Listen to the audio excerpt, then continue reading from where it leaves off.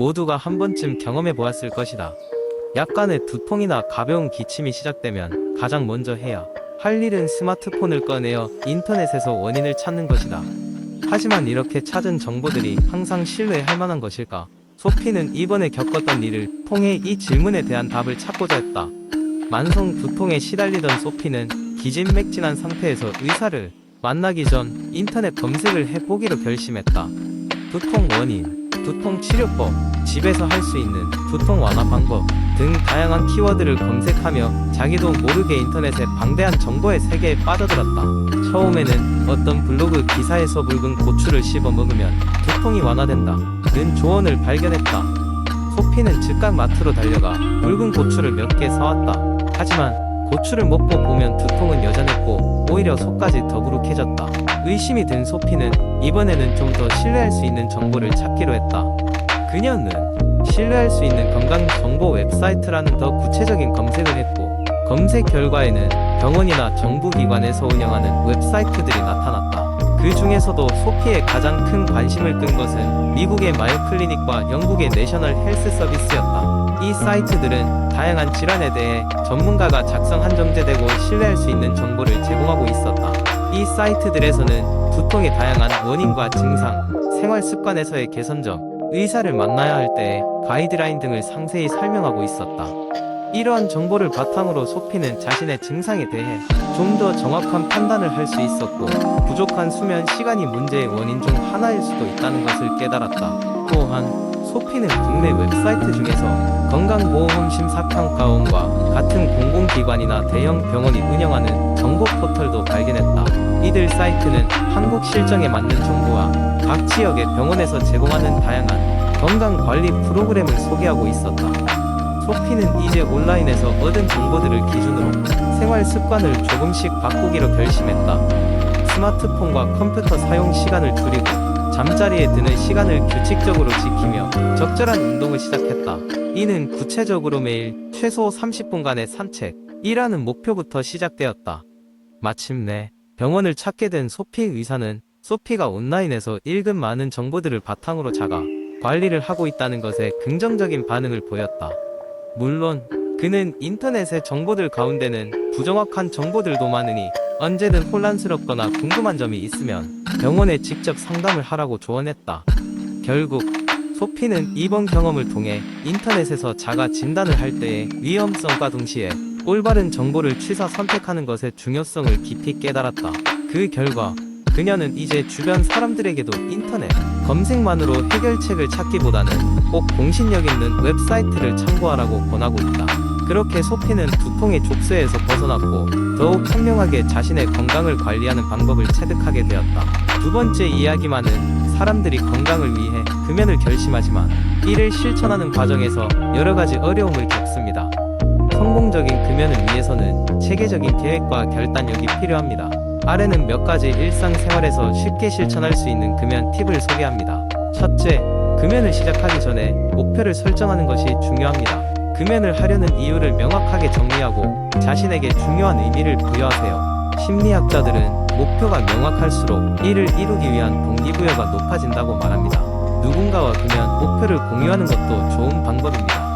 가족이나 친구에게 금연을 선언하면 그들의 응원과 감시 속에서 더 책임감을 느낄 수 있습니다. 둘째, 금연하는 동안 삶의 작은 변화를 만들어 보세요. 흡연을 하던 상황과 그 습관을 벗어나는 데 도움이 될 수 있습니다. 아침 커피와 함께 담배를 피우던 사람이라면 아침 산책으로 그 습관을 대체해 보세요. 흡연 욕구가 강하게 일어날 때는 물을 많이 마시거나 껌을 씹는 등의 간단한 대처 방법을 준비해 두면 도움이 됩니다. 항상 손이나 입이 바쁘게 작은 행동을 만들어 두는 것이 한 방법입니다. 셋째, 스트레스를 해소하는 방법을 다양하게 확장하세요. 스트레스는 금연 시 가장 큰 적 중 하나입니다.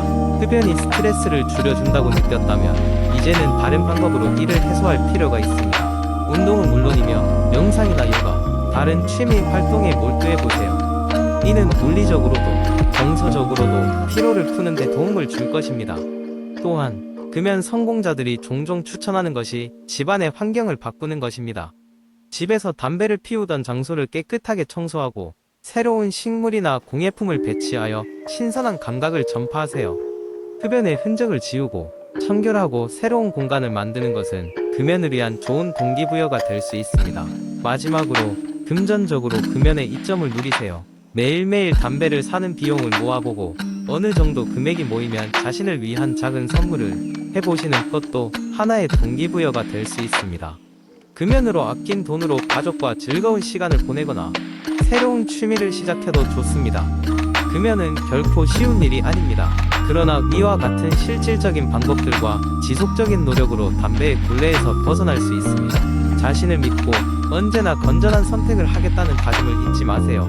세 번째 이야기, 오랫동안 앉아있는 생활을 하다 보니 몸이 점점 무거워지는 느낌이 들었습니다. 그래서 나는 움직이기로 결심했죠. 하지만 바쁜 일상 속에서 운동할 시간을 내는 것이 쉽지 않았습니다. 그러던 중 하루 10분만 할애하면 되는 집에서 할 수 있는 운동 리스트가 있다는 것을 알게 되었습니다. 첫 번째로 소개받은 운동은 플랭크였습니다. 처음에는 그저 쓰러지지 않으려고 애쓰는 것에 불과했지만 몸의 흔들림이 줄어들면서 코어가 단단해지는 것을 느낄 수 있었습니다. 처음 하루 30초로 시작했으나 점차 시간을 늘려나가면서 하루 3분까지 버틸 수 있게 되었습니다. 두 번째는 점핑잭이었습니다. 어렸을 때 체육 시간에 하던 가벼운 몸풀기 운동이라고 생각했던 것이지만 막상 매일 하려니 숨이 차오르기 시작했습니다. 그래도 그런 숨차는 느낌이 나쁘지 않았습니다. 각각의 점프마다 활력이 넘치는 기분이 들었으니까요. 점핑잭을 통해 나의 체력이 조금씩 더 좋아지고 있다는 신호를 받을 수 있었습니다. 세 번째 운동은 스쿼트였습니다. 운동 초반에는 젖산이 쌓이는 듯한 느낌이 들어 힘들었지만 하체의 분살이 사라지고 다리가 탄탄해지는 경험을 했고 노력의 가치가 충분하다는 것을 느끼게 해주었습니다. 네 번째로는 버피 테스트라는 복합 방법을 선택했습니다. 이 운동은 몸 전체를 사용하기에 단시간에 높은 운동 효과를 볼 수 있었습니다. 하지만 그만큼 힘이 필요했던 탓에 초반에는 힘들었습니다. 그러나 점차 익숙해지면서 버피 테스트의 신선한 자극이 온몸을 깨우며 상쾌함을 느끼게 해줬습니다. 마지막으로는 요가 스트레칭으로 피로를 풀었습니다. 심호흡을 하면서 몸의 군데군데를 늘리는 요가 스트레칭은 평소에 알지 못했던 근육을 발견하게 해주었습니다. 특히 하체를 쭉 펴준 후 굳어있던 근육이 풀리는 상쾌함과 더불어 스트레스까지 날아가는 경험을 할 수 있었습니다. 처음에는 이 모든 운동을 매일 10분씩 병행하다니 벅차다고 느꼈던 순간도 많았습니다. 하지만 점차 익숙해지면서 몸의 변화와 더불어 마음의 변화도 함께 찾아왔습니다. 꾸준히 10분을 투자하는 것이 얼마나 큰 변화를 만들어내는지 깨닫게 되었습니다. 운동을 마친 후에 후련함과 땀으로 흠뻑 젖은 셔츠를 바라보며 성취감을 느낄 수 있었습니다. 10분이라는 짧은 시간이지만 매일의 일부분을 꾸준히 쌓아가는 것이 결국 얼마나 큰 결과를 만들어낼 수 있는지를 깨달으며 오늘도 운동 목록을 따라가 봅니다. 네 번째 이야기, 한때 나는 만성 피로에 시달리며 일상생활이 힘들어졌다. 아침에 일어나기조차 벅찼고 하루 종일 머리가 무겁고 기운이 없었다. 다양한 방법을 시도해봤지만 많은 것들이 효과를 보지 못했다. 그러던 중 건강한 영양소 섭취가 얼마나 중요한지를 알게 되었다. 비타민 B군이 신진대사를 촉진하고 피로 회복에 큰 역할을 한다는 사실을 알게 되었다. 특히 비타민 B1은 탄수화물 대사를 도와 에너지를 생산하고 비타민 B2는 세포의 에너지 생성에 기여하며 비타민 B12는 적혈구 생성과 DNA 합성에 필수적이었다. 나는 곧 비타민 B 복합제를 섭취하기 시작했다. 그 결과 아침에 일어나는 것이 더 쉬워졌고 하루를 보내는 것이 한결 수월해졌다. 비타민 D 또한 중요한 역할을 했다. 햇볕을 거의 쬐지 않는 생활을 하던 나는 비타민 D가 부족했을 가능성이 컸다. 비타민 D는 면역 체계 강화뿐만 아니라 기분 개선에도 도움을 주고 피로감 해소에 기여한다고 한다. 비타민 D 보충제를 복용하면서부터 나는 조금씩 활력을 되찾기 시작했다. 미네랄도 무시할 수 없는 요인이었다. 철분은 비타민 B12와 함께 적혈구 형성을 도와 저산소증을 예방하고 마그네슘은 신경과 근육의 기능을 조절하여 피로를 줄이는 데 도움을 준다.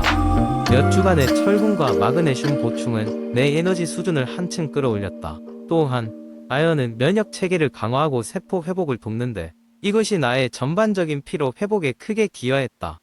이러한 과정을 거치며 나는 비로소 만성 피로의 뿌리 깊은 원인을 이해하게 되었고, 비타민과 미네랄의 중요성을 새삼 깨닫게 되었다. 건강한 식단과 함께 적절한 영양 보충이 중요하다는 것을 몸소 느끼며, 그때부터 나는 더 균형 잡힌 삶을 살기 위해 노력하고 있다. 만성 피로는 단순한 휴식만으로 해결되지 않음을 깨달은 순간 내 삶은 바뀌기 시작했다. 이제 나는 더 활기차고 생산적인 하루하루를 보낼 수 있게 되었다. 이 경험은 단순히 비타민과 미네랄 보충제를 섭취하는 것을 넘어 전반적인 생활 습관을 개선하는 계기가 되었다. 규칙적인 운동과 충분한 수면, 그리고 스트레스 관리와 건강한 식습관의 중요성을 실감하면서 나는 나만의 건강한 라이프 스타일을 만들어가고 있다. 단순한 결핍을 넘어서는 큰 깨달음을 통해 나는 이제 더 밝은 내일을 향해 나아가고 있다.